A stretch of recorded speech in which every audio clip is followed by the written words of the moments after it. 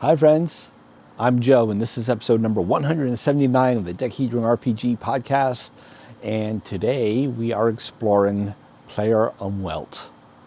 This is a topic I've never heard anyone else say before. I think I made up the term, but we're going to talk about what it is and what it means to gaming. Let's do it. So what is Player Umwelt? Well, we know what a player is, so let's concentrate on the other word, which is Umwelt. And really, I'm pronouncing that wrong. It's a German word, so it's really pronounced something like Umwelt. And it comes to us from biology, and it means the world as it's experienced by a particular organism. That's from the Oxford New American Dictionary.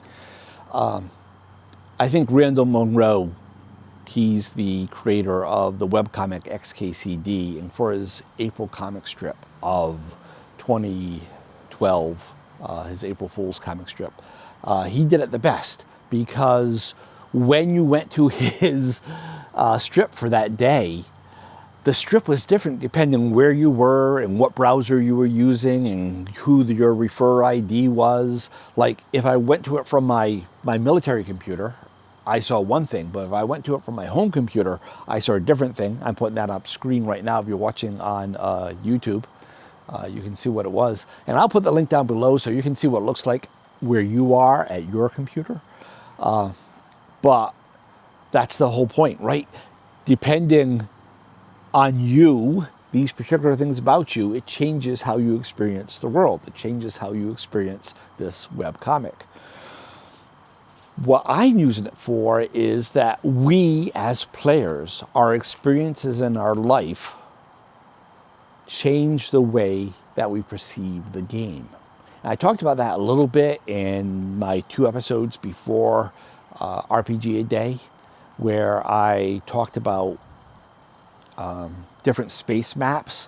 And I said like the 3D space map is the most realistic, but players have trouble wrapping their head around it because you can have 2 points that are right next to each other in the map, but they're further away than points that are further away, because our Umwelt tells us that when you see things close together on a map, that means that they're close together. I also used it in the Too Much Color episode where I talked about renaming the months for the game world. So that is what Player Umwelt is. So what does this really have to do with gaming? Well, let's take me for an example, right? I grew up in the 20th century in New England part of the United States, and that programs me, that whole space around me, that whole culture and the climate and all that programs me to look at the universe in the same way. I guess you could say that Umwelt is that the universe we perceive is shaped by the universe around us, which kind of makes sense. I've talked before about a game called Ryotama. Gorgeous book, the most beautiful book I've ever seen, hands down, but I don't like the game itself. And as I've also said, I don't think that dislike, it means that the game is objectively bad. I think that the game, because it's a Japanese game written by Japanese game designers for a Japanese audience, as it should be, but their culture, their society, their Umwelt is very different than my 20th century New England Umwelt, right? So I have a general philosophy in life, right? That people are people.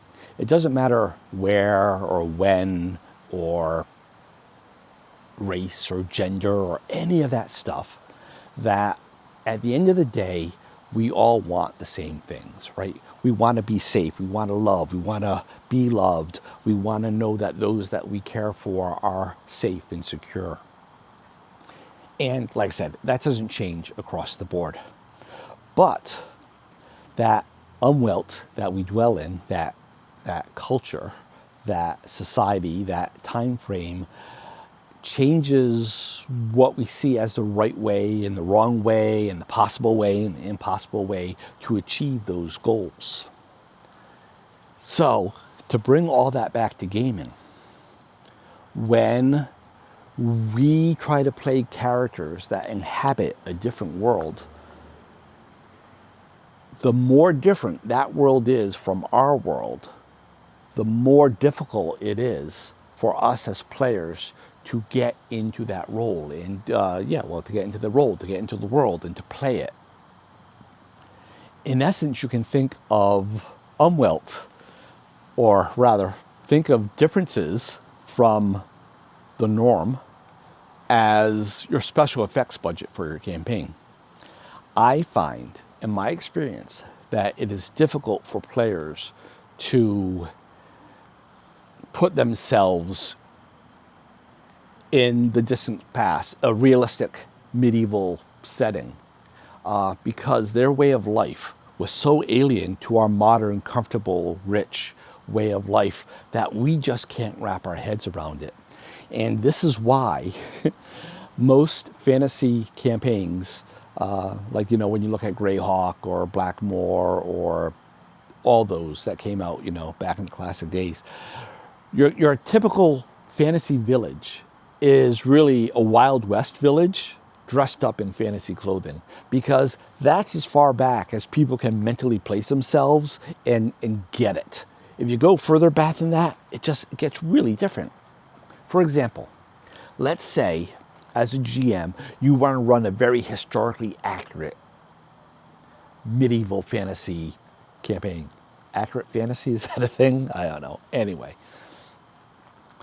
so let's say you put your players against a giant ermine, right? And ermine is like a ferret type creature, right? They're, real life, they're little, they're cute, they're adorable.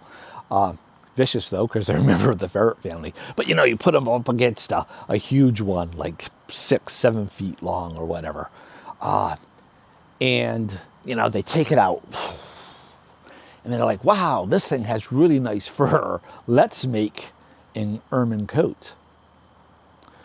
Well, in the real medieval period, ermine was reserved for at least in medieval England from, I think, Edward on, ermine was reserved for the monarch. And by walking around in an ermine coat, you are in essence saying, hey, I am the monarch, right? That's treason. That's a challenge to the throne. They could put you to death for that. And it's just this type of thing that we never think about, right? Running water, right? We take it for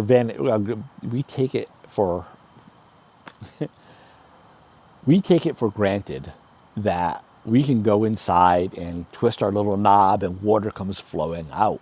But go to your medieval pub, how did that really work? How it worked is that some servant, or you, had to pick up a bucket, walk to the well, wherever the well was, fill up the bucket, and carry it back to the tavern. And if we consider a 2-gallon bucket, probably is going to weigh close to 20 pounds when you count the water and the bucket all together, and trudging that back. It's different. We have this rich lifestyle. Things like privacy, a private room, that was unheard of. Entire families would share the same bed, never mind the same room. It's very different, and it's difficult for us to put ourselves in that mindset. And likewise, if you go to the far future, it's the same thing, right? It's not going to be life like today, just transported there. So what's my takeaway for all this? The takeaway is very simply, just be aware that these things exist, right? If you are going to make a medieval fantasy campaign, a town, village, whatever, an adventure for your players, don't deviate from that normal fantasy village, that normal fantasy environment that we are used to. There are reasons why you want to. I get it. Like, I lean towards the historically accurate, right? I want to be historically accurate. But players can't grok that. They can't grok. There's the trope in fantasy where the adventurers come across this little surf boy. Well, not little, right? He's probably a teenager or something. And he hears their tales of adventure, and he's like, yeah, I'll go with you on this adventure. But serfs in the Middle Ages, they were like tied to the land. And While that was a form of labor control, it was also a form of social security, right? Because no matter what, that serf was guaranteed that he had this little plot of land to work and to raise crops on, to feed himself and his family. And he couldn't be separated from that land. They were considered the same thing. They were bound, they were entwined. For him to remove himself from that land severs that tie.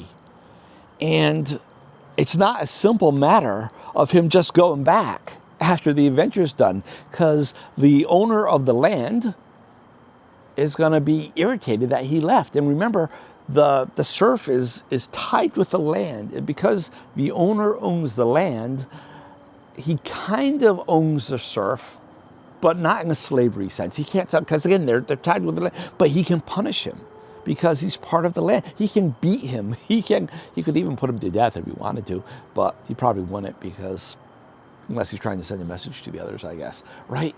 So unless the serf, like when he's with adventurers, makes a buttload of money, but then what does he do? He can't ever go back home. What about his family? What about... So if you want to do historically accurate, you would do all that. But is that fun at that point? Or is it just better to say, you know, he's a peasant, he goes with you, he goes... You hand wave the reality in favor of the fun.